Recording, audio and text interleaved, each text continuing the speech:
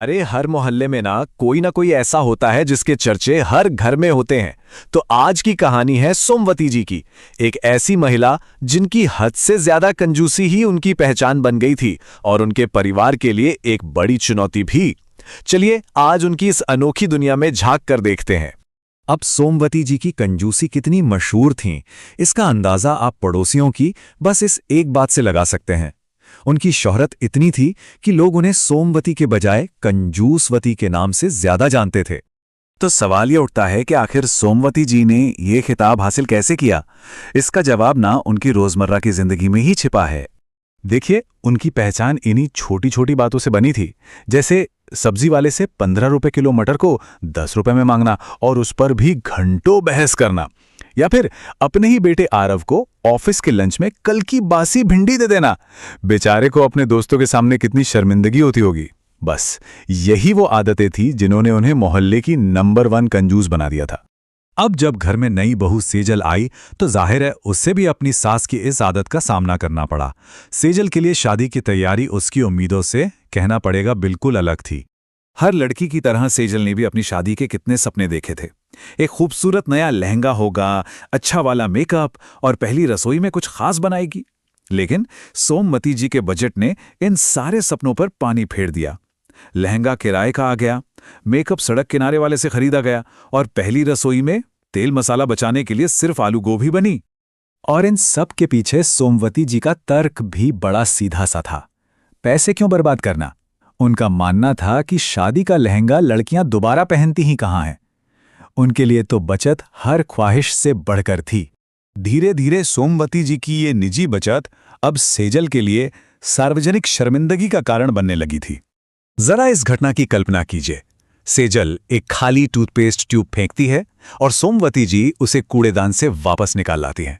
फिर बालकनी में खड़े होकर बेलन और कैंची से उसमें से बचा खुचा पेस्ट निकालकर ऐलान करती हैं, ये अभी 4 दिन और चलेगा।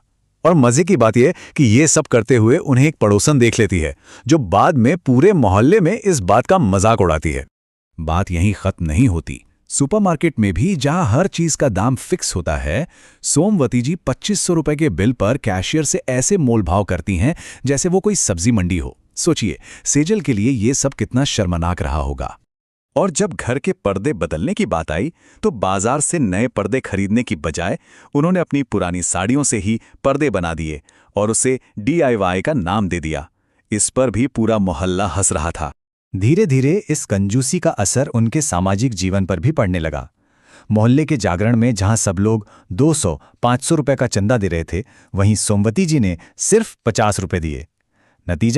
नतीजा ये हुआ कि मोहल्ले की औरतें सेजल को अपनी किटी पार्टियों में बुलाने से भी कतराने लगीं। उन्हें पता था कि सोमवती जी उसे पार्टी के लिए कोई योगदान तो करने देंगे नहीं। लेकिन कहते हैं ना कि हर आदत के पीछे कोई ना कोई वजह जरूर होती है।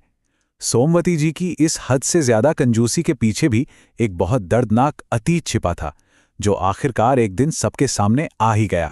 वो दिन सोमवती जी के पति की बरसी का था। पंडितों को भोजन कराना था, लेकिन सेजल ने अपनी सास की आदत को देखते हुए सादा दाल रोटी और दही ही बनाया। जब पंडितों ने इस सादे भोजन पर सवाल उठाया तो बस घर में तनाव बढ़ गया। अपनी पत्नी और मां के बीच की इस तकरार को देखकर बेटे आरव ने आखिरकार वो सवाल पूछ ही लिया तो शायद सालों से उसके मन में था। मां, आखिर इस कंजूसी के पीछे का कारण क्या है? आज तो आपको बताना ही होगा, आपको मेरी कसम। और तब सोमवती जी ने अपना दिल खोला। उन्होंने बताया कि सालों पहले जब आरव छोटा सा था, कुछ चोर घर में घुस आए थे और उनके पति की बेरहमी से हत्या कर दी थी। उस मुश्किल वक्त में किसी ने भी उनकी मदद नहीं की थी और उन्हें अकेले ही अपने बेटे को पालना पड़ा था। उन्होंने रोते हुए बताया, उस दिन के बाद से मैंने कसम खा ली कि मैं इतने पैसे जमा करूंगी कि फिर कभी कभी किसी के सामने हाथ न फैलाना पड़े। उनकी ये कंजूसी दरअसल असुरक्षा के गहरे डर से पैदा हुई एक आदत थी, एक ढाल थी। इस सच्चाई के सामने आने के बाद परिवार में सब कुछ बदलने लगा। समझ और सहानुभूति ने सालों से बनी गांठों को धीरे धीरे खोलना शुरू कर दिया। आरव और सेजल ने उन्हें समझाया कि मां, पैसे बचाना अच्छी बात है, लेकिन अपनी छोटी छोटी खुशियों की कीमत पर नहीं। उन्होंने भरोसा दिलाया कि अब जमाना बदल चुका है और वो अकेली नहीं है, उनका पूरा परिवार उनके साथ है। बस इस एहसास ने सोमवती जी की सोच को बदलना शुरू कर दिया। कुछ दिनों बाद जब मोहल्ले में जूस वाला आया तो एक हैरान कर देने वाला नजारा देखने को मिला। मोहल्ले की बाकी औरतें सोमवती जी को जूस पीने के लिए आता देख चौंक गईं। और फिर वो हुआ जिसकी किसी ने कल्पना भी नहीं की थी। जब एक पड़ोसन अपना पर्स घर भूल आई तो सोमवती जी ने आगे बढ़कर अपनी जेब से 200 रुपए का करारा नोट निकाला और कहा, अरे कोई बात नहीं, आज मैं पिला देती हूं। ये एक छोटा सा काम था, लेकिन ये उनके दिल के बहुत बड़े बदलाव का प्रतीक था। उस दिन के बाद सोमवती जी ने बचत करना नहीं छोड़ा, लेकिन हाँ, उन्होंने अपनी छोटी छोटी जरूरतों और खुशियों का गला घोटना बंद कर दिया। उनकी कहानी हमें एक बहुत जरूरी सवाल पर सोचने के लिए मजबूर करती है। पैसे बचाने और अपनी खुशियों का गला घोटने में आखिर फर्क क्या है?